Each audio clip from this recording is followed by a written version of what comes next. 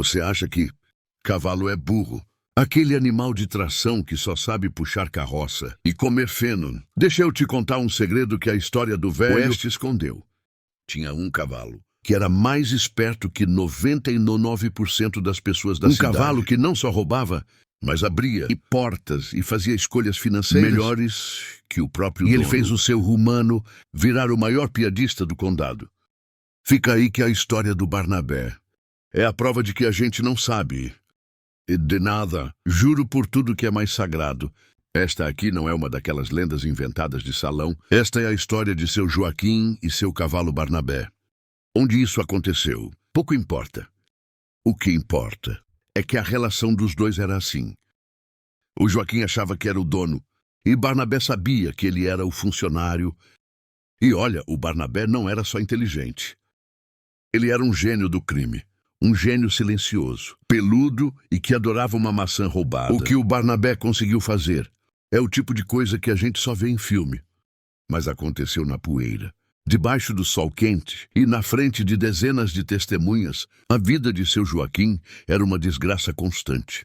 E a culpa era toda daquele quadrúpede. O problema começou sutil, como todo bom problema. Seu Joaquim, um senhor simples, bigode farto e um jeito meio lento de pensar, achava que tinha comprado um cavalo comum, um cavalo para carregar as poucas mercadorias que ele vendia entre uma cidadezinha e outra.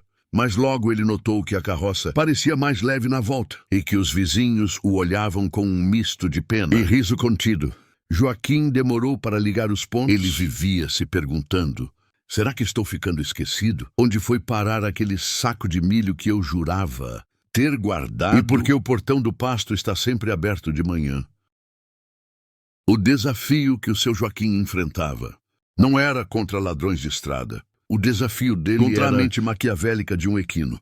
O cavalo dele estava transformando a vida em um episódio de comédia de erros, onde ele era o único palhaço e o pior, ele tinha que pagar a conta. O primeiro sintoma de que Barnabé era um desajustado intelectual veio com a comida. Não era só a fome normal de cavalo. Era a estratégia. Barnabé tinha um sistema de roubo de comida que faria inveja a qualquer bando.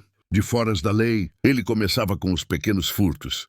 Quando seu Joaquim parava na venda do Sr. Flores, na beira da estrada, Barnabé agia enquanto Joaquim discutia. O preço de um punhado de tabaco, Barnabé usava o lábio superior, que era estranhamente flexível e ágil, como se tivesse dedos, para puxar a ponta da lona da carroça. Depois, com um movimento que parecia calculado em 1000 segundos, ele alcançava qualquer fruta que estivesse mais próxima. Maçãs eras, até um pão que a esposa do Senhor Flores tinha deixado esfriando na janela. Ele não mordia, ele engolia o mais rápido possível, limpando o rastro do crime com uma lambida no focinho. Seu Joaquim notava a falta dos itens, claro, mas ele culpava os pássaros, os roedores, ou na maioria das vezes, a própria idade. Minha memória já não é mais a mesma. E Barnabé balançava a cabeça em concordância. A coisa começou a ficar séria. Quando Barnabé subiu o nível, o cavalo descobriu a arte de abrir portas.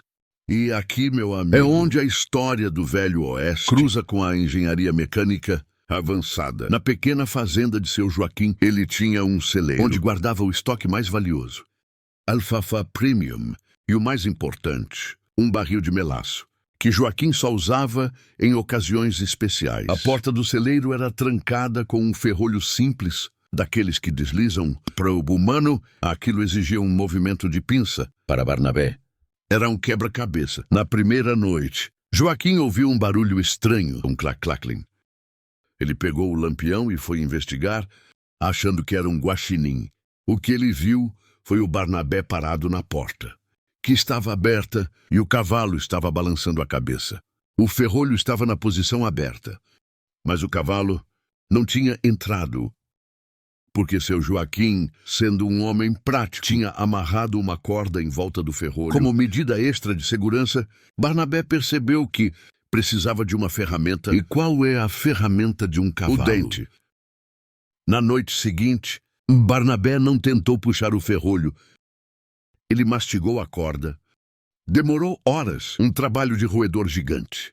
Ele usou a lateral dos dentes, serrando a fibra da corda com paciência monástica. Quando a corda se rompeu, ele deu um empurrão no ferrolho com o lábio, e a porta se abriu. Barnabé entrou, se serviu do melaço até ficar com a boca pegajosa e voltou para a baia, fechando a porta com um chute para disfarçar. Joaquim viu a porta aberta pela manhã, o barril de melaço suspeitosamente vazio e a corda mastigada no chão. A desculpa, algum vagabundo bêbado deve ter feito isso. Ele disse para a esposa, Dona Clementina. Dona Clementina olhou para Barnabé, que estava na baia, com um sorriso de cavalo, que só ela conseguia enxergar. Seu Joaquim então comprou um cadeado de ferro pesado, que precisava de chave. Agora sim, Barnabé, quero ver você abrir isso. Seu Joaquim disse, batendo no cadeado. Barnabé observou a genialidade dele. Não estava na força, mas na observação e na paciência. Ele não podia quebrar o cadeado, mas ele podia fazer com que seu Joaquim pensasse que ele tinha perdido a chave. Nos dias seguintes, toda vez que seu Joaquim ia pegar a chave, ela não estava lá. Ele vasculhava os bolsos, a prateleira, a cômoda. Clementina, você viu minha chave? E a Clementina... Joaquim, a chave fica pendurada no seu cinto. Você está ficando doido. E ele estava, lentamente, a chave, na verdade, estava sendo cuidadosamente removida do cinto de seu Joaquim. Quando ele dormia, Barnabé, com uma precisão cirúrgica de um bico de pelicano, usava a ponta dos lábios para beliscar o anel da chave e puxá-la do gancho, sem que o velho acordasse. Ele a levava para o celeiro, destrancava o cadeado. Entrava, se empanturrava de alfafa e melaço. E, de novo, trancava a porta. A chave ele jogava em algum lugar no mato, onde seu Joaquim jamais procuraria. Chegou um ponto em que seu Joaquim tinha 5 cadeados diferentes e 5 cópias de chave. E todas desapareciam em um ciclo misterioso. Ele gastou mais dinheiro em cadeados do que para si mesmo. A cena era patética. Um homem idoso, desgrenhado, revirando a própria casa e gritando com um cavalo que fingia dormir profundamente. Mas o auge da inteligência de Barnabé não era o roubo de comida ou a abertura de portas. Era a capacidade de tomar decisões que objetivamente eram mais acertadas do que as do seu dono. Seu Joaquim tinha o hábito de ir ao mercado da cidade de Santa Rita a cada 2 semanas para comprar suprimentos e vender uns objetos de couro que ele fazia. Ele tinha um mapa mental de rotas. A rota principal era mais longa, mais asfaltada, bem de terra batida, mas conservada. A rota secundária era um atalho que passava por um riacho, mais rápido, mais perigoso em épocas de chuva. Seu Joaquim era teimoso. Ele sempre escolhia o atalho, dizendo que economizava tempo. Vamos pelo riacho seco. Barnabé, somos homens apressados. Ele gritava. O problema é que Barnabé tinha acesso ao noticiário, ou mais precisamente, ele conseguia cheirar a umidade no ar, sentir a pressão atmosférica e interpretar a cor das nuvens. Como se fosse um meteorologista PhD, toda vez que Joaquim escolhia o atalho, Barnabé empacava. Ele plantava as 4 patas no chão e não saía nem com reza braba. Seu Joaquim, sem entender, dava chicotadas leves e xingava. Anda cabeça de bagre. O que deu em você? Barnabé então começava a andar, mas na direção contrária, em direção à rota longa e segura. No início, Joaquim pensava que era apenas indisciplina, mas depois de 3 vezes em que eles foram forçados a pegar o caminho longo e descobriram que o riacho seco tinha virado um mar de lama intransitável, Joaquim começou a suar frio. Na 4ª vez, seu Joaquim, já completamente paranoico, parou a carroça e disse para si mesmo, se eu for pela rota do riacho, Barnabé vai empacar.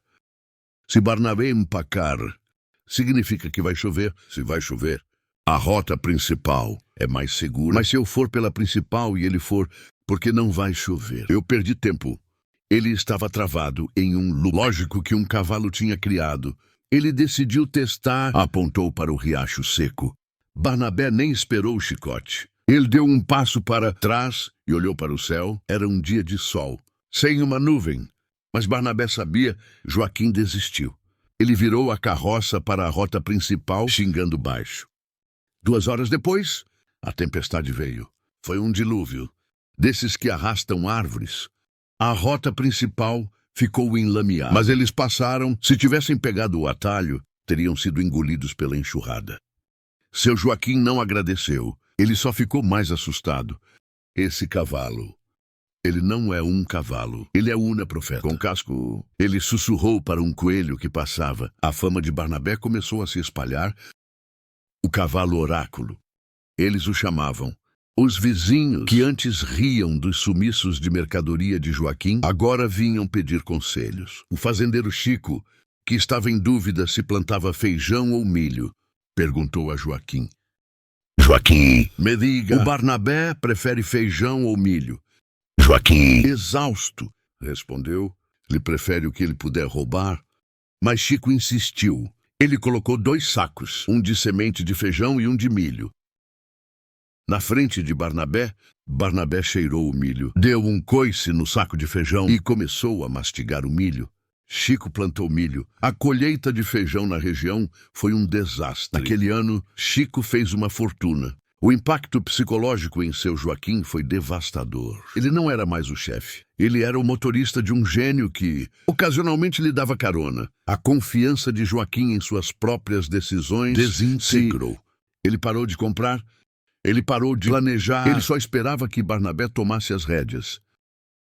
Literalmente. O ápice dessa subserviência veio quando Joaquim teve que comprar um novo par de botas. Ele estava na loja, indeciso entre um par marrom, mais barato e confortável, e um par preto de couro, mais duro, mais caro, mas que duraria a vida toda.